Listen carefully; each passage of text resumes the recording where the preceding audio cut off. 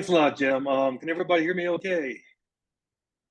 We're good? Good, good, good. All good. Currently I'm down here in Mexico City, visiting clients, and it's also my wife's birthday. So I apologize. The studio isn't very optimal. My name is Christopher Seminatore. I own GetGeofencing. I truly appreciate this opportunity, and thank you, Brian. It's a real pleasure meeting with you. Um, what I want to do today is I want to tell a couple of stories and then hopefully bring everything together and discuss the different capabilities associated with geofence marketing. I just finished Eckhart Tolle's The Power of Now. It's a really good book. And the first story I'm going to tell is I'm going to talk about from that book. If you've read it, please indulge me. It's a cool story and it really touched my heart. If you take anything away from the talk today, it's take this. It's the most important. Um, a stranger was walking down the street, and a beggar held out his hat and asked for change. And the stranger replied, "I've got really nothing to give you." And the stranger asked, "What are you sitting on?" And the beggar replies, "A box." The stranger asked, "How long have you been sitting on that box?" And the beggar replies, "For as long as I can remember." The stranger asked the beggar to open up the box, and inside the box were several nuggets of gold. I found in marketing, you have to tell stories. That's our job. That's what we do. As Jim has stated, we work on the Simplified platform. It's a $1.9 billion platform. It's owned by BlackRock. It uses the same technology that's currently used by the military and police. If you're going to do something you shouldn't be doing, don't bring your cell phone. I attended intelligence training at Fort Devens, Massachusetts. Naval intelligence, kind of like jumbo shrimp, two words that shouldn't be used in the same sentence. I was stationed at NSGA, Misawa, Japan, and then at Torii Station Special Forces Base in Okinawa. At Torii Station, there were only about 30 of us sailors, and the rest were Army Special Forces. There were a lot of shenanigans. The Army and the Navy have a very, for lack of a better term, a tenuous relationship. We had jokes. What are the best 4 years of a Ranger's life? The third grade. In my Navy days, we wore headphones on our ears, and we called them cans. And our job was to listen in and provide intelligence. From 1990 to 1992, I spent a lot of time in Iraq and the Persian Gulf. It started out as Desert Shield, then it went to Desert Storm, and then went to Operation Poised Hammer. I went over on the USS Long Beach, and I came back on the Lincoln. A couple of things about the Navy. Number one, recruiters lie. I never once made it to Australia, and there were no beautiful Australian girls waiting for me at the dock. Second, don't be good at your job. You're someplace you don't want to be. I could be a weatherman in the Persian Gulf. It's going to be hot and bad today, and tomorrow it's going to be hot and bad. It's like somebody's constantly blowing a hairdryer in your face over there. And did I mention they don't sell beer? Between the room service, the food, and especially the staff's attitude, I give the Navy about 2 stars, and that's being generous. Let's get back to talking about technology, though. We used a very similar version of today's technology to identify and locate people and platforms that we wanted to go and talk to. Once you can identify an active radio frequency, you can determine what kind of device it's coming from, and then triangulate the signal and locate that person or platform. It's the same thing now with cell phones, except now you have cell phone towers, you have satellites, you have Wi-Fi networks, making it much more precise. I believe BlackRock's technology is accurate within about 13 inches. Back in the military, it wasn't too precise.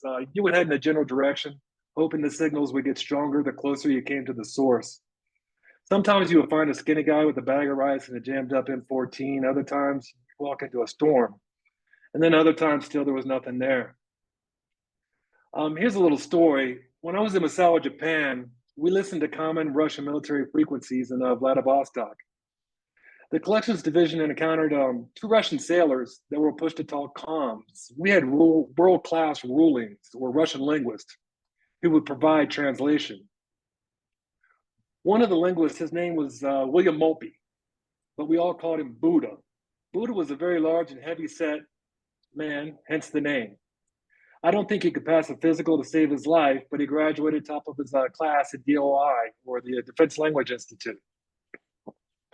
It seemed every ship had one guy of Buddha's stature, and the reason for that was shellback ceremonies. During shellback ceremonies, he is the guy that they would smear Crisco on, and then you'd have to go and eat the cherry out of his belly button. If you're not familiar with what a shellback ceremony is, this is where the ship's crew saves up rotting food and feces for several weeks in anticipation of crossing the equator. They then pour the contents into a gauntlet. If you're not a shellback, if you're a polywog and you've never crossed the equator, they tie your hands behind your back and you have to run through this gauntlet full of rotting food and excrement.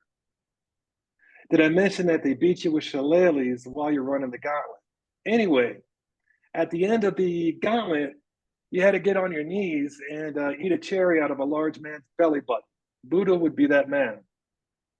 But I digress. Getting back to the two very drunk Russian sailors who were apparently at a lighthouse. One of the sailors starts ramming the lighthouse with a bulldozer, screaming and cursing at the other sailor. I think they got into a fist fight. To make a long story short, we could triangulate the signal and figure out exactly where they were. It turned out that the Russian Special Forces had a base there that had never been identified, a Spetsnaz. We gleaned a lot of intelligence from that, and from operations to weapons to communications platforms. Where people go is the strongest indicator of their buying intent. If someone goes to a car dealership, chances are they're looking to buy a car. If someone goes to a shoe store, chances are they're looking to buy some shoes. Now, if someone goes to a Nickelback concert, chances are they don't have very good taste in music. The point is, the places that people go identify the people's needs, their tastes, their living proximity in most cases, and a host of other variables associated with those people. And this is pure gold for a marketer. Geofencing has several tactics, but the underlying capability is drafting a digital parameter around a physical location and collecting an audience of people attending that location. We do this through the location reader on people's cell phones. If you've ever ordered an Uber or used Google Maps for directions, you're using the location reader on your cell phone. Approximately 94% of the people have this turned on for convenience. On your iPhone, if you go to settings, then you go into privacy and security, you will see the location services at the top. Please don't delude yourself that by thinking that if you turn off your location reader, it affords you any kind of privacy. We are so much further down the path of George Orwell's 1984 than anyone realizes. Let's talk a little bit about geofencing tactics. Tactic number one is geofencing. We could put a digital parameter around a physical location and capture the audience that's attending that physical location. Once we've captured the audience, we can start serving them ads on websites or apps that the target user is accessing. This is accomplished by what they call programmatic distribution. Programmatic distribution allows us to cover approximately 90% of the internet. The only thing we don't cover is social, as previously mentioned by Jim. If you want to run Facebook ads, you have to go to Facebook. Social media is what's called walled gardens because they have their own advertising ecosystem. But we cover everything else from foxnews.com all the way over to that meditation app that you use on a daily basis. The way programmatic distribution works is that whenever you access a website or an app, there's approximate 100 millisecond delay. And in that 100 millisecond delay, we have algorithms that bid on the available advertising inventory of that website or app. That's how we get ads in front of targeted audiences.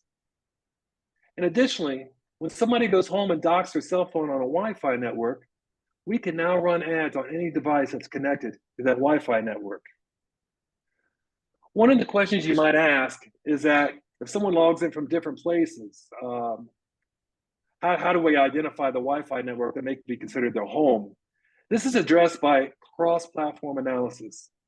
Basically, if you're logging in into the internet every night from the same location and accessing websites and apps, We have an AI that can determine that this is most likely your home. This is also why the smokescreen of a cookieless future protecting your privacy is a sham. It's created to increase the belief that you have privacy and protection. There's too much money and too much control at stake for that. The advertising industry understands how important location is in delivering relevant ads to an audience that is likely to act on these ads. It's a win-win situation. The audience gets ads promoting products and services that may interest them, and the advertisers optimize ad spending on people interested in their products and services. This is the least nefarious use of the technology. We can discuss things like Project MK Ultra later if you want. If you don't know what MK Ultra is, please, I know I use it in a present tense. Look it up, MK Ultra. Remember, advertising is the currency of the internet. It's what keeps the internet free. It's the same with television. Through connected TV, television is just now an extension of the internet. Television is still king for everything from direct response to brand awareness. Now, tactic number 2 is addressable geofencing. This is for all the direct mail people out there. We can upload up to 1 million addresses on the platform. They're put on an Excel spreadsheet and have 4 columns: address, city, state, and zip. What this does is it distributes impressions to those people at those physical addresses on websites and apps that they're accessing. Imagine drawing little geofences around each address corresponding to county-level plot lines. Addressable geofencing and direct mail have shown up to a 30% lift in response rates. It's also incredibly useful political campaigns. Another tactic of addressable geofencing is a curated audience. Say you want to find people within a specific area who make $100,000 a year, female, speak Chinese, and have a garage. We can do that. We have over 600 different parameters to work with that we can develop a profile in an area for targeted marketing.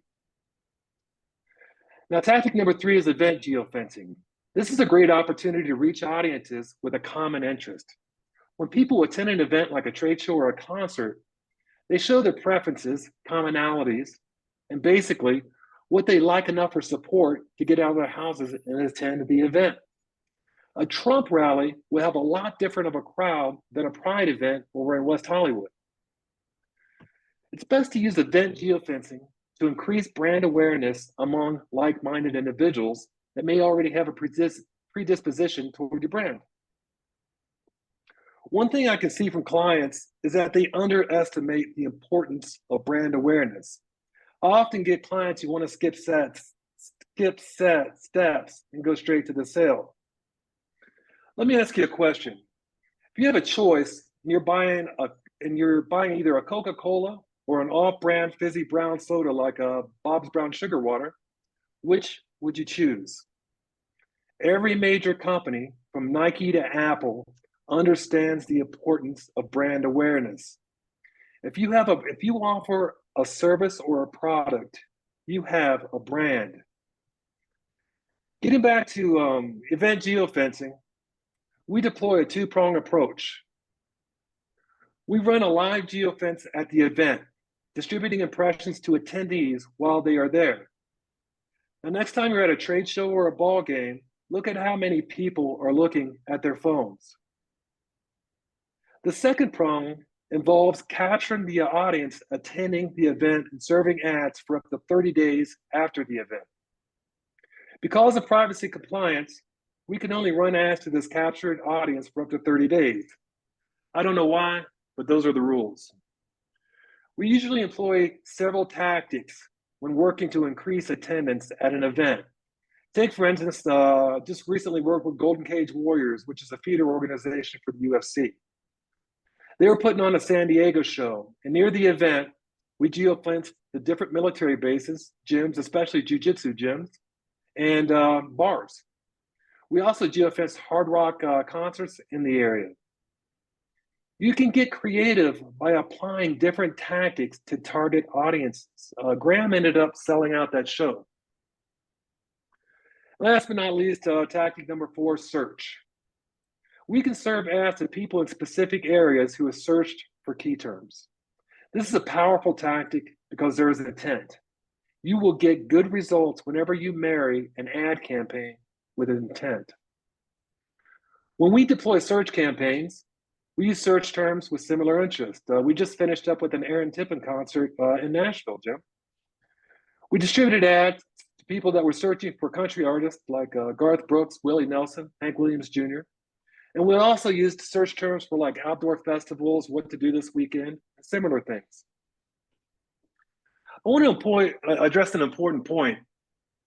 If a client has a physical location, like a store or an event, we can track people receiving ads who visit the client's physical location. This provides our clients with a very precise ROI. We can also place a pixel or conversion pixel on a client's website, specifying the desired action and track conversions that way as well. The last tactic I want to talk about is retargeting. This is where we capture website visitors through a retargeting pixel. We don't use cookies, which are being phased out. We use a cross-platform matching technology that I referred to earlier.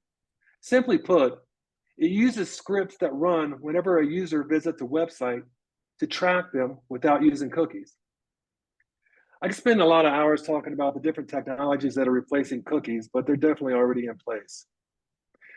What retargeting does is it distributes ads to people who surf away from the website to bring them back to the website. It's a powerful conversion tool. And additionally, if we offer live chat and exit pop-up windows to increase the conversion of website visitors. That's about it for me. Hopefully you got what you paid for. If there have been any refund requests, please direct them to Jim. And if there are any questions, let me know. So, I mean, I think we got most of, how to apply it, how to get started. Maybe would be something that would be a question I'd have. But let me see. Anybody have any specific questions for Chris or Jim about how to use geofencing in a more practical application, maybe? Or I mean, I got a lot out of this personally, but I want to make sure everybody else got what they paid for. Yeah, I mean, I want to make sure you will give refunds, Chris. You said you were going to talk to Jim. He's in charge of it. Wait a minute. Wait a minute now. Wait a minute now. Wait a minute. Hold on here. Wanda? And for Mario. Yeah, my question is real. What I'm interested in is the end when he says you'll show them an ad, right? How? Okay, if I'm at an event, let's say when you say show me the ad, how are you showing me the ad? When I access Facebook, when I my cell phone. Yeah, that's a great question, David. The way that we distribute ads when people are at events, if they're on their cell phone and they're going, like, say, on Fox News or they're checking ball game scores or something like that, you're going to notice that there's ads on that website that they're using. And that's where we distribute the ads on websites and apps that are accessed by the targeted user. Does that answer your question? Yes, thanks. All right. So, Chris, I played with geofencing a while back, helping a company, with their geofencing. I think what might be helpful for these guys to understand is what a geofence actually is, right? And how it's an electronic barrier around a given structure that you're pinning, and then having the ability to, when they come in and out of that geofence, then ads are delivered to their phones. So you might want to just clear that up a little bit, Chris. Okay, yeah, what it is that we can take a digital parameter and put it around a physical location, like, say, a building down to a doorway, if you want to do that. And then once somebody goes to that physical location, we can capture the information from the location reader on their cell phone. And then once we have that information from their location reader, we can start serving them ads on websites and apps that person accesses. Does that kind of clarify it a little bit? Yeah. So welcome to. So you're entering a geofence. You take up your phone. How does the message come to their phone? How did they see the message to their phone? And kind of explain that process might be helpful as well. Okay, absolutely. They don't do pop-ups. Like I think what you're talking about, I don't want to confuse this what was commonly referred to as beacon marketing. Beacon marketing got outlawed back in 2018. Google, you would walk by a beacon and then Google would shoot an ad to your phone that would pop up on it. This isn't that. That got outlawed in 2018. Congress said no way. It was a violation of privacy. So the way that we deliver ads is passively. Whenever somebody goes into a geofence location, like say a competitor car dealership or something like that, we're collecting information off of that person that's attending that location. Now, once we have that information and that person starts accessing any website or any app that they may go to, then we'll start distributing ads on those websites or apps in a very passive manner. Like if you go to foxnews.com and you look at the top, there's always an ad up there. There's ads on the sides, things like that. That's where we place the ads. So Does so that-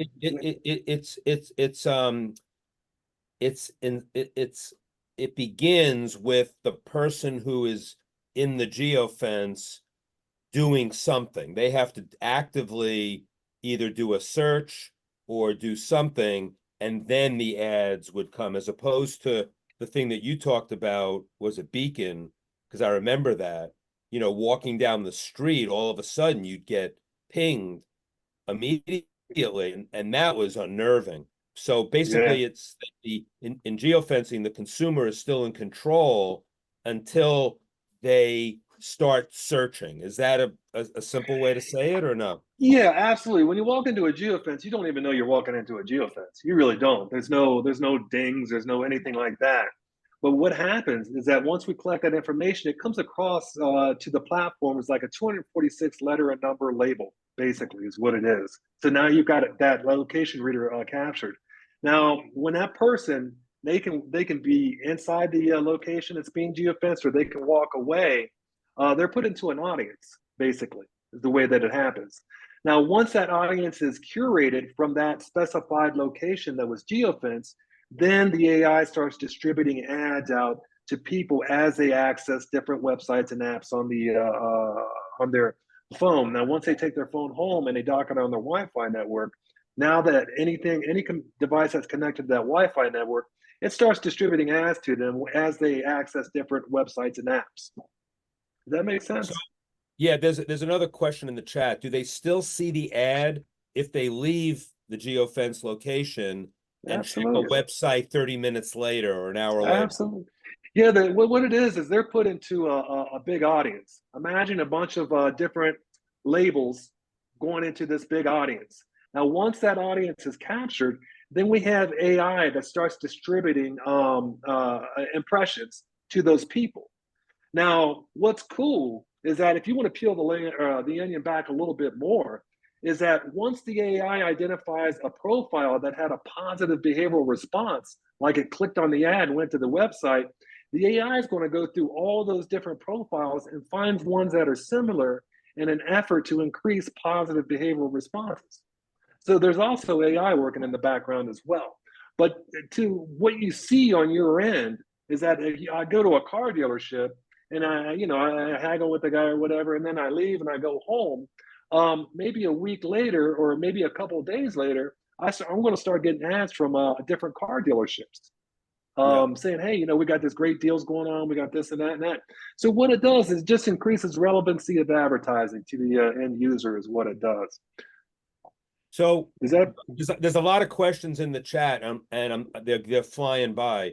Raise your hand if you want to raise your. We have time for a lot of Q&A here, so raise your hand if you want to ask a question that you put in the chat, especially because I saw some and now they're flying by and I can't get to them. Teresa. Hey, Chris, thanks for your service. Appreciate Hey, it. thanks a lot, Teresa. It's a pleasure to meet you. Pleasure. Yeah, a friend of mine has mentioned that he does this type of thing, and he's saying that he can target, like if I have a luxury travel planner as a client, he can target somebody who walked into the Hermes store in Palm Beach and retarget them with ads. Absolutely, Because 100%. right? Absolutely. You could, if you want to get down to it, you could target them to a person, a specific portion of the Hermes store that they go to. Like, say, I don't know, it's really Watches, accurate. Exactly, exactly. But that's a great use right there. Absolutely. Your friend's doing it correctly. He really is. Okay, cool. Yeah. Thank you. I Yeah. appreciate you. All right. David. Yeah, one of the things that I was most surprised by when Jim did his presentation for the Direct Mail Insiders Group, and I didn't realize, and I feel like you're burying this headline a little bit, is the bringing the device and attaching it to a Wi-Fi network. What it extends the reach for is not just on the phone anymore, but actually to other devices. And I think that's something that should be emphasized, right? So as soon as we're connected at home, I assume if we go to an office or some other place where there's a Wi-Fi network we're tapping into, we then see stuff on desktop, we see stuff on addressable television, and any other devices that we might use, maybe audio assistant that might have advertising on them, etc. So the reach is well beyond the phone, and I think that's something you guys should, in future presentations, make more clear, because I think that had a huge impact on me. Second point, you talked a little bit, Chris, about the importance of brand awareness, and I was thinking to myself, this guy needs to know the audience better, because we're all direct marketers here, not brand marketers. Okay. So I wonder if you can help walk through, because we talked about this a little bit when you talked about balancing direct or enhancing direct mail as an example. Can you talk about some direct response applications for geofencing follow-up campaigns after you've established an audience? How could you use it to get people to take immediate action rather than just around brand awareness?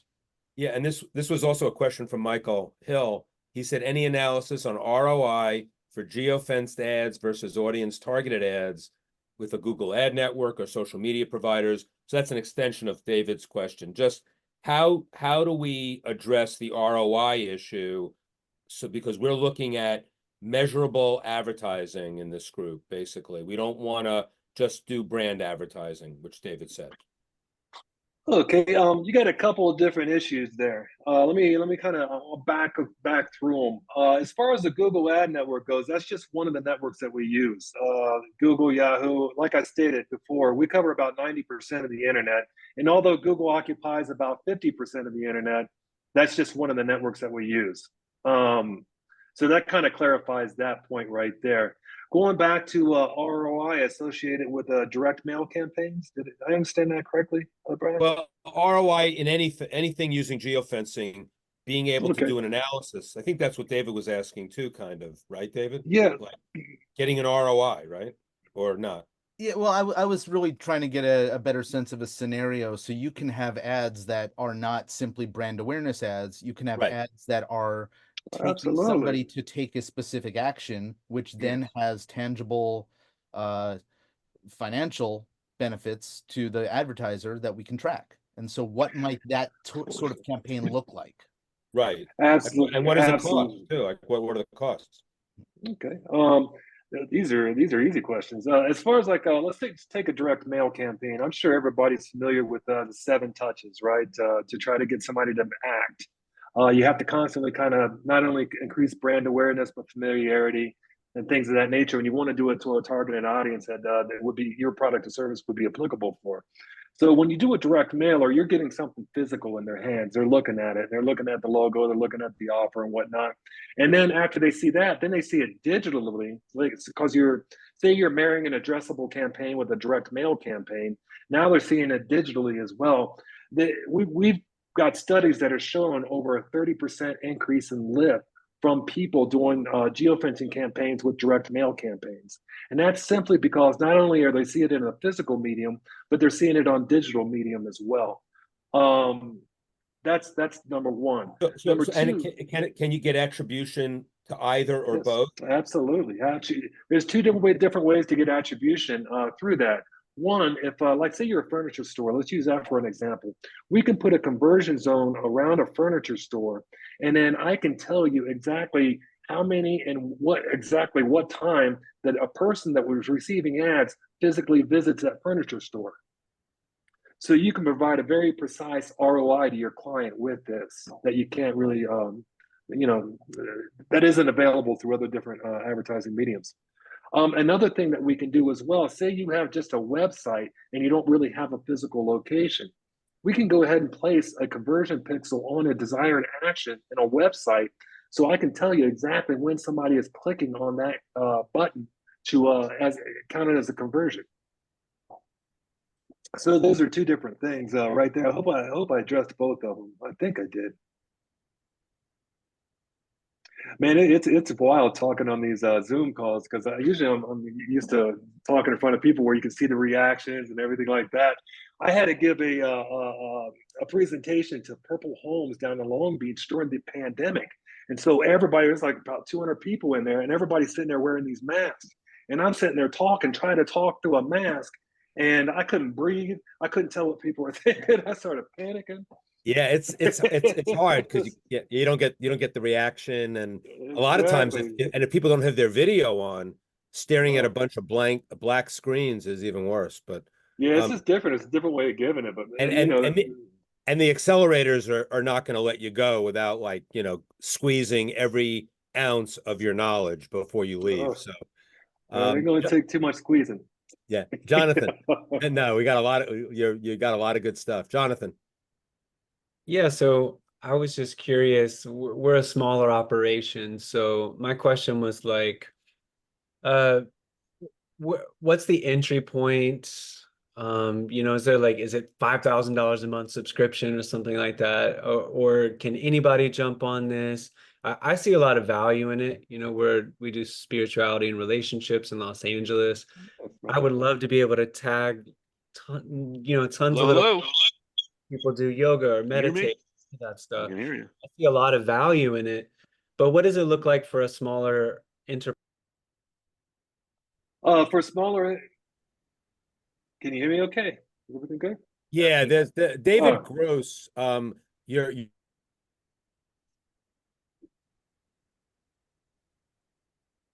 Yeah, go ahead. Oh, I can hear. there we go.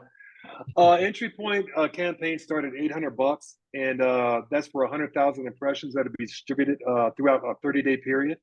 And the reason that we have that minimum right there is because it takes about 100,000 impressions to really make any type of waves or reactions. And for something like that, we would recommend anywhere between 15 to 25 locations, something along those lines. Great. And so there's like a whole tracking system on the backside. You have your own customer dashboard. Absolutely. You log in, you can see and you also get optimization analysis reporting every Friday as well. So we look at the campaign and try to optimize it. We work with a lot of yoga studios in that as well. Cool. I'm into yoga. I do yoga every day, man. I love it. It balanced out some of that military stuff you went through. So then let's say you start building a database and you've got your ideal client, all that kind of stuff that lives on your system. So we have to stay within your system. We don't have access to that database, or it always lives in yours. So once we start with you at the 800 or whatever, that would stay in your system. And anytime we want to come back, we can access that group of people or that audience or however you. No, what you've got to do, why conversion is so important on a website is because we're not allowed to give you that. We're not allowed to tell the information of the website visitors. That's why it comes across in an encrypted label. Like with the police and the military, they're allowed to unencrypt it and see exactly who was where and whatnot like that. But we're not allowed to because we're in sales and marketing. So you just got to get somehow. Absolutely. Yeah. That's why we we preach about conversion principles on websites. Have live chat, have an exit pop-up window, have an offer, anything just to get that person's information. We can lead the horses to water. So. That's great. All right. Thank you so much. All right, brother. Thank Jonathan, you. there's advice for you in the chat from Tom Lister. that you could geofence divorce lawyers for a relationship offer. Oh, I got a good laugh out of that one. It's brilliant. It's brilliant. It's brilliant. We actually do that. So, so we have a lot of personal injury attorney clients. And Oh, there you go. They will have us geofence auto collision repair shops. Absolutely, yes. They will have us geofence hospital orthopedic offices, emergency rooms, that sort of thing. And the whole object is a personal injury attorney isn't someone you need until you do. Right. They're not someone you keep No, on it's an retainer. episodic thing, obviously. Exactly, exactly. So what the attorneys want to do, once you're injured, either you or your family or someone is going to jump on their phone and go personal injury attorney near me. And so what you want to do is you as an attorney is you want to get ahead of that search. Right. So if someone's in the ER waiting room or something, you start seeing ads for a personal injury attorney, then hopefully more than likely you're going to search directly for that attorney rather than going on the attorney near me and then pops up this whole list of attorneys. You want to get in front of that. I told this story in the Over Deliver boot camp about this guy who was a personal injury attorney. I met him at a Dan Kennedy conference, and he came up to me and he said, in Indiana, I'm sure it's true in other states, that every person who gets in a car accident, it's registered. There's a list available. And then 30 days after the accident, that list is made readily it's publicly available. So all the personal injury attorneys jump on that list with, been in an accident, call 1-800 find a lawyer. And so what you're talking about gets them way ahead, whether it's 30 days or whatever, but it gets them ahead of the game. Also, I think that I could see, it's true that it's an episodic thing, but I think a way to differentiate, which is what I told this guy who was competing with all the personal injury attorneys as they all get the list at the same time. I said to him, why don't you differentiate yourself by not just saying, call me, but give them information, actually give them value leading to, and if you want my phone number. So I'm talking about a marketing approach that could be a little bit more creative. And in geofencing, once they do a search, that you could send them, not call me for the accident you just had, but if you've been in an accident, here are the 5 things you need to do first. Exactly. Yes. You've been injured. And imagine pops up on your phone. Injured, the 5 absolute things you must do now. Click here. Right. And none of them are call me. Yes, but at the end of it, once you give them the information, then you give your phone number, because then you go in as a trusted advisor first. Yes. And then as an ambulance chaser second. And I don't like to use the term ambulance chaser, but in this particular case, if you're a personal injury attorney, you could do it. You could be like a recovering personal injury attorney by saying, I'm going to deliver you what you need immediately. And it may be me as your attorney, but and I think that's an amazing approach. And I'm sure you've seen it. And it sounds like you've seen that in action. Yes, we did quite often. Yes. So fascinating. But really, when you get to practical terms, geofencing, let's say you're a wedding photographer, okay? And you want to reach brides because brides are your varsity team. And so, what's the best way to do it? Well, you do it when they go to a bridal show, because there you're going to have over 1 or 2 days of a weekend, you're going to have, 500, 1,000, 2,000 brides covered up all together in one place at one time.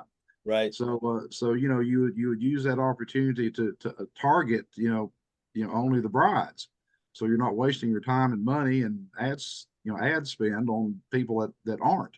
Not only, and that's a great example of an episodic that is short-term and not repeatable, except if, of course, there's another wedding 3 years after they get divorced. But but being a bride, I talk about this a lot. The subscribers to Brides magazine are usually a year and they're done, right? So you need to strike while the iron's hot, and that's exactly what you're talking about there. And again, it sounds like geofencing is a great way in all these examples we're talking about to get ahead of the curve. Like you're getting ahead of the curve, and then whatever you do creatively to get while you're being ahead of the curve will get you differentiation while you're getting ahead of the curve. So there's a lot of opportunity for both the marketing and the copy and creative that you create in your ad. So I'm just thinking it's like the possibilities are just are endless. It's fantastic.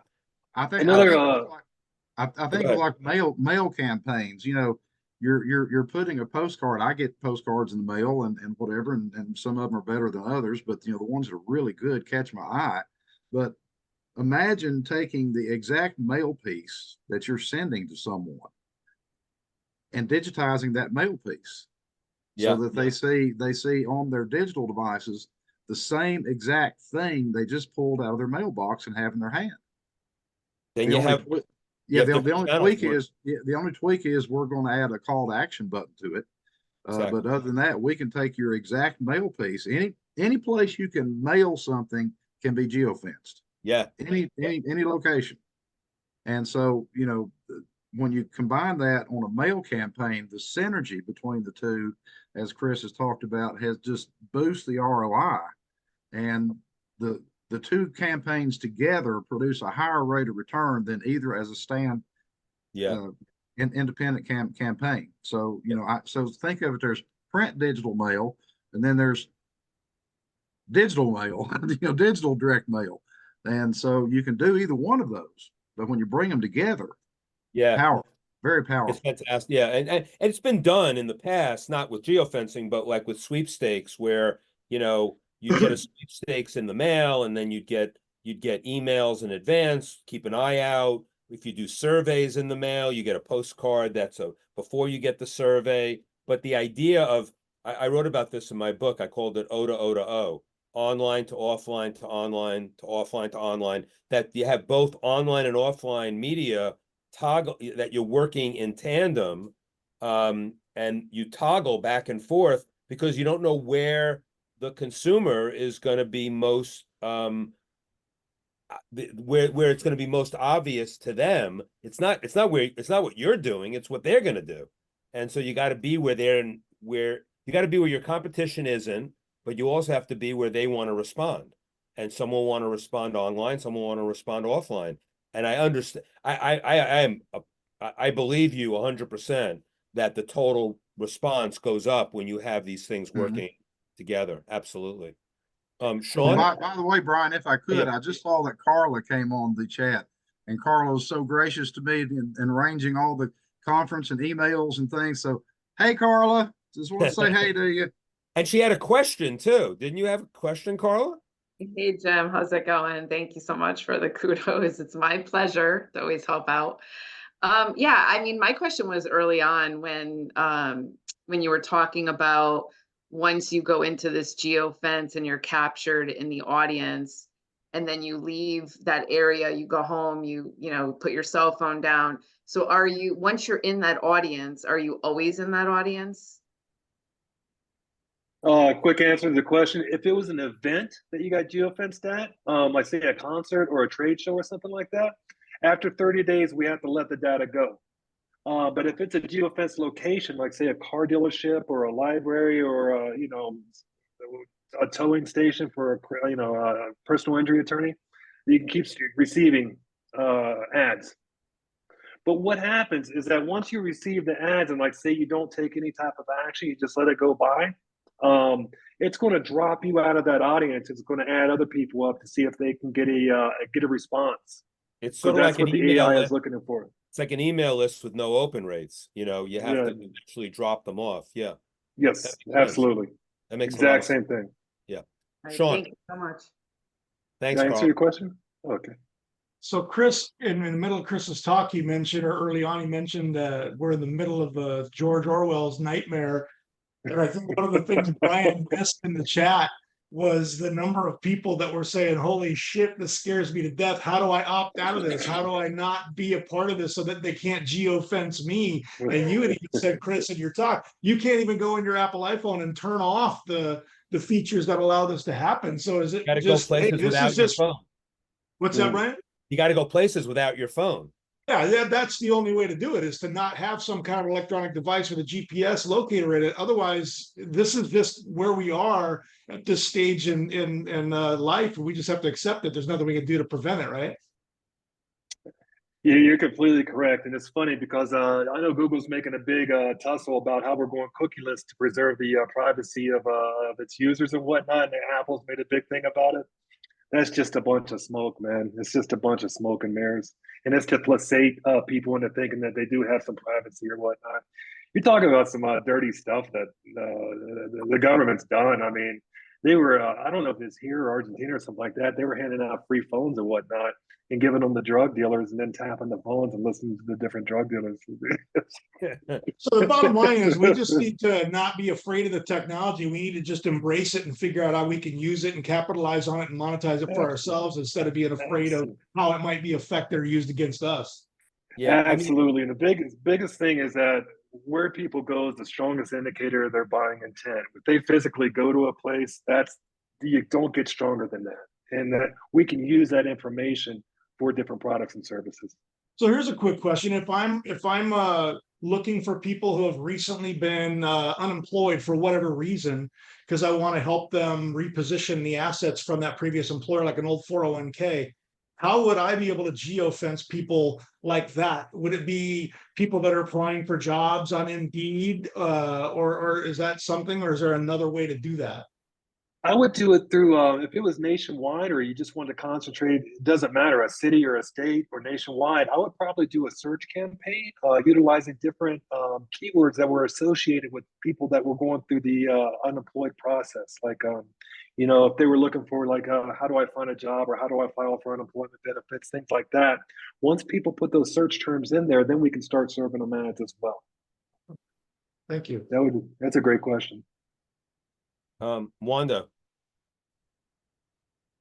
Yeah, my question is, so once we're working with your company, let's say we would simplify, what's the biggest upsell? What's your number one most popular upsell when we in that environment? If you don't want to say, but I'm just curious.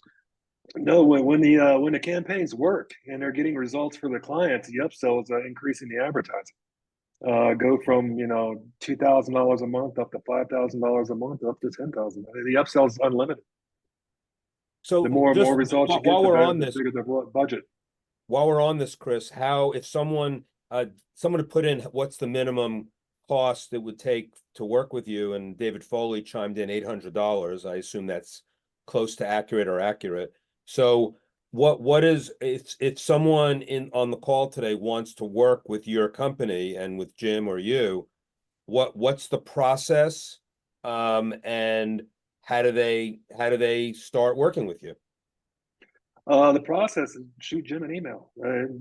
We make everything easy. It's streamlined, man. Jim, put your email in the chat, first of all. Yeah. I will do so. And then let's find out what your objectives are, what you want to accomplish, what you want to do. And then we're scratch our heads a little bit, come up with some tactics that we've seen work in the past in this industry with this type of thing, and go from there. We put together a plan and send it over to you to sign and put your credit card in. Done. Yeah, I mean, and doesn't get simpler. $800 is a minimum. Minimum, yeah, absolutely. That's just a minimal. I mean, if you've got something that you really want to make an impact, you want to go up to 200, 300,000 impressions, depending upon what you want to do. For like say the yoga studio that we were talking about before, I think 100,000 impressions would make a great impact on that business, to be honest with you. And 100,000 impressions, you get that for $800? Yep. Okay.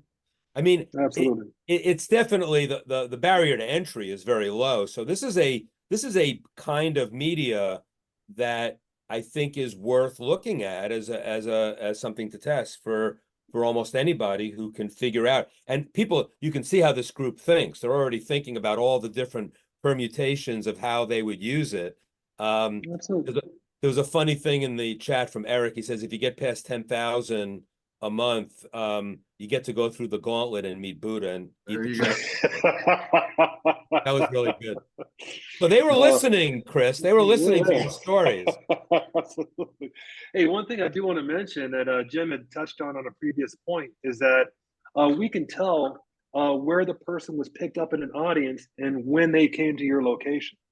So we can Nice. tell what locations are working. Like, say, for some reason, we've got a campaign that we're running now with the criminal defense attorney. This towing yard, for some reason, a lot of people are going from that towing yard to this criminal defense attorney's offices, and that's where we're picking them up in the audience. And yeah, this guy is just tickled pink by the different results Wow. that he's getting. You know, Personal injury attorneys, criminal defense, big. Yeah.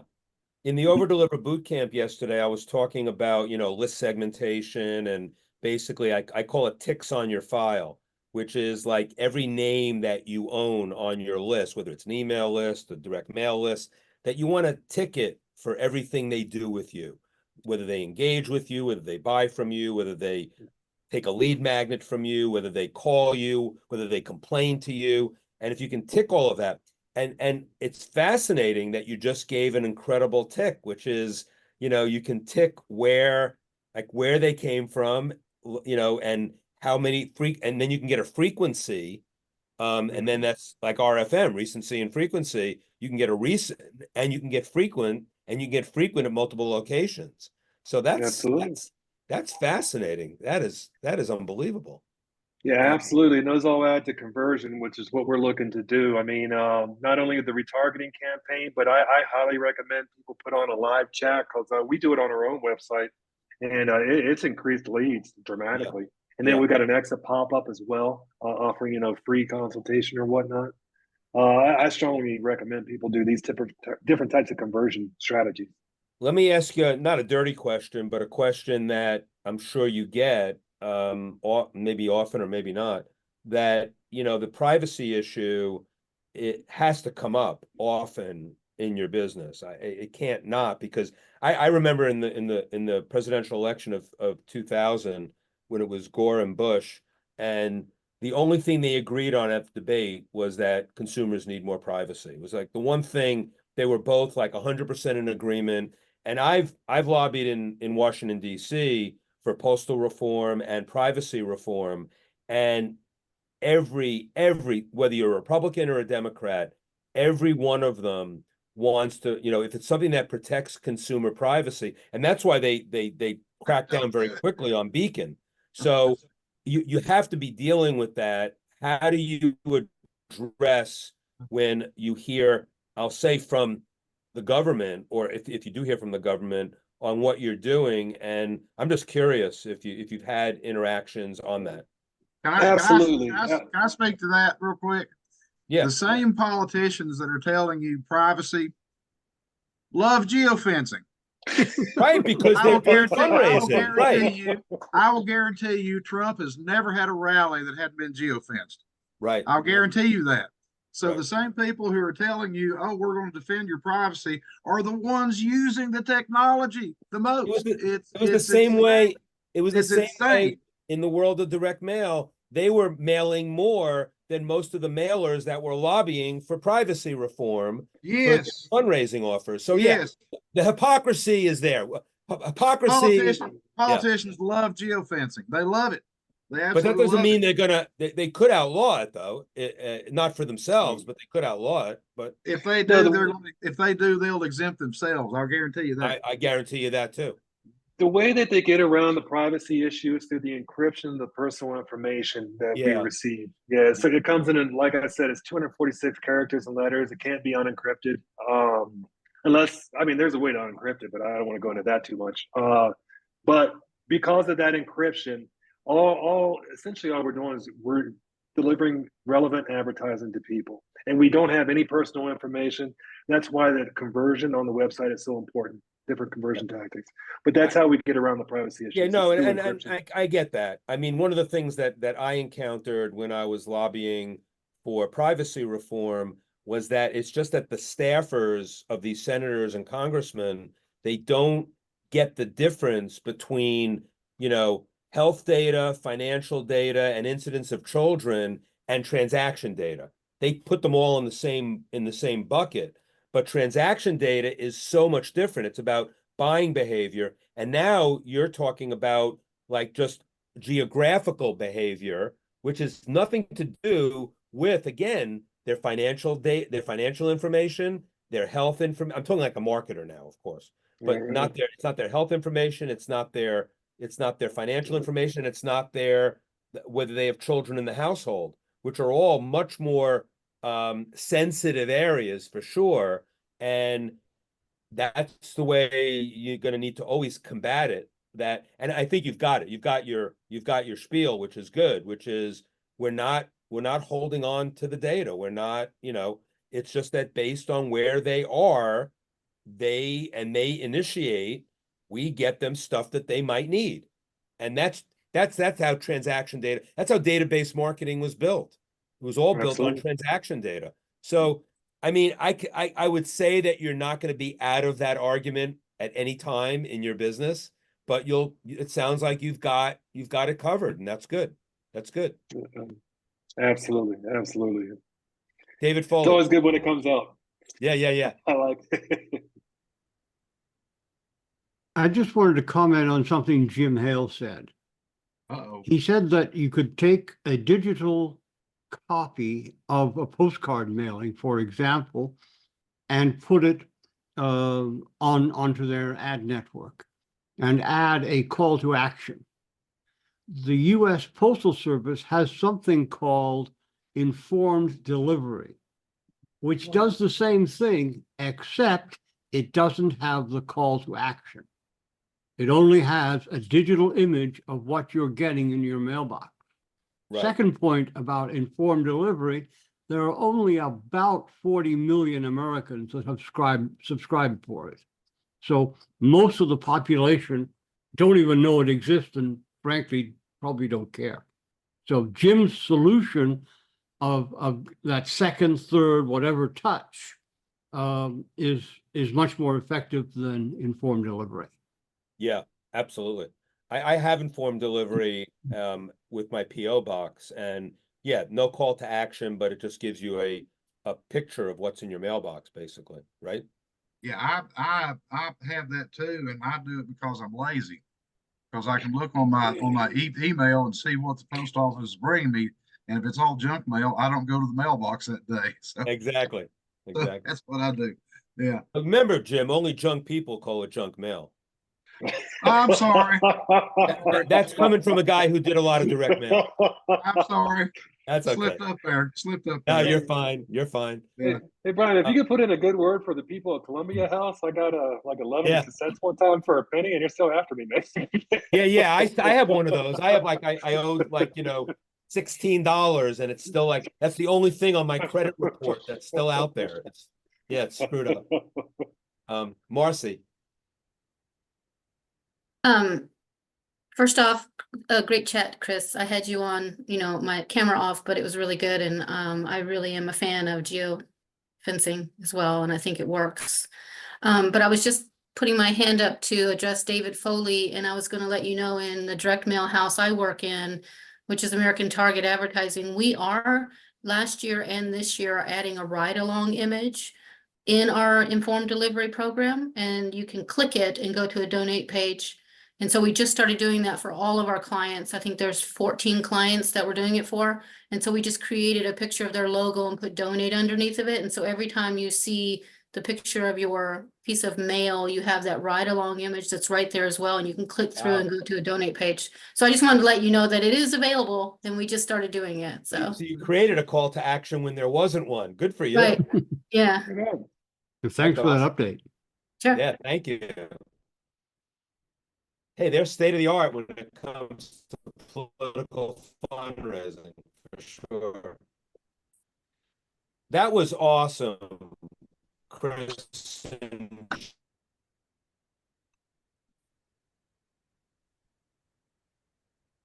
think Brian's experiencing some technical difficulties right now.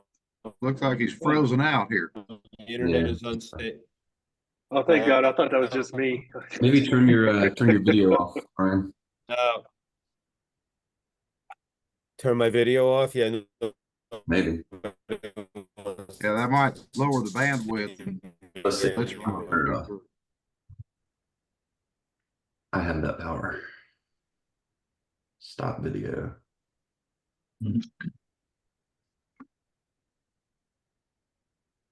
Yeah. Is it better? Is it better? Yes, no? Yes, So far. your audio is Can you hear better. me? Sure. Yeah.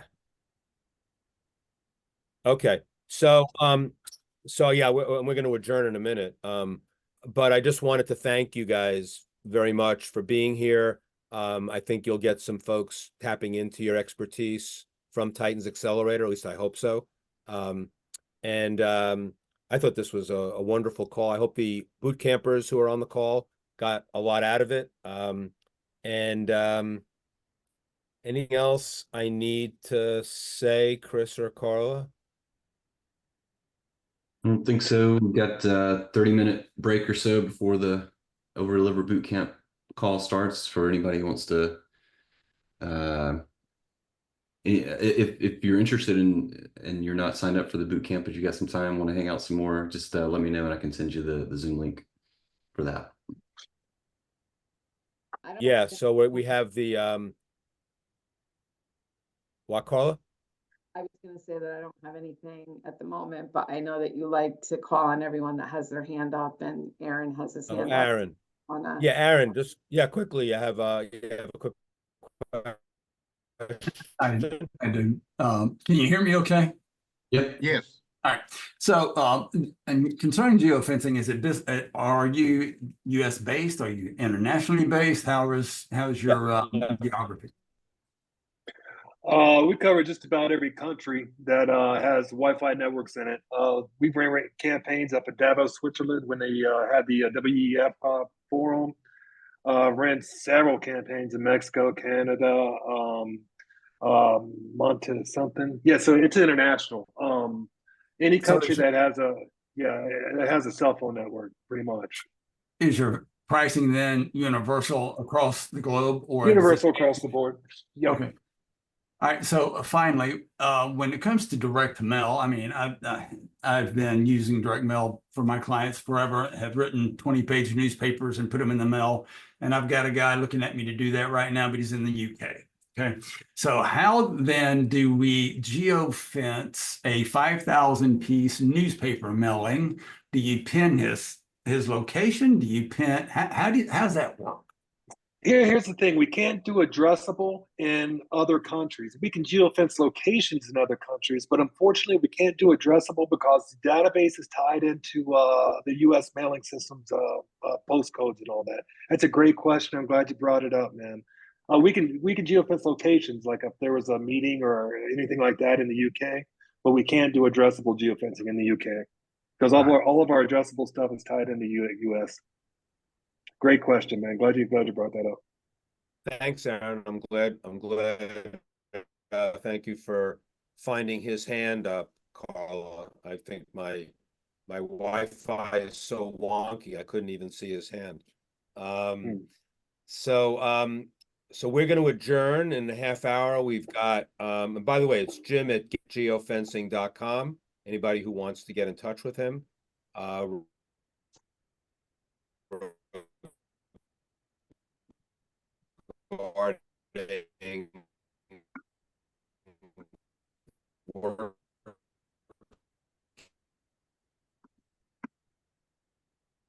Chris, maybe you should end the call because I think Brian's struggling over there. Absolutely. It's sure a pleasure meeting everybody. Chris, thank you. Jim, thank you. David and David, thank you. We are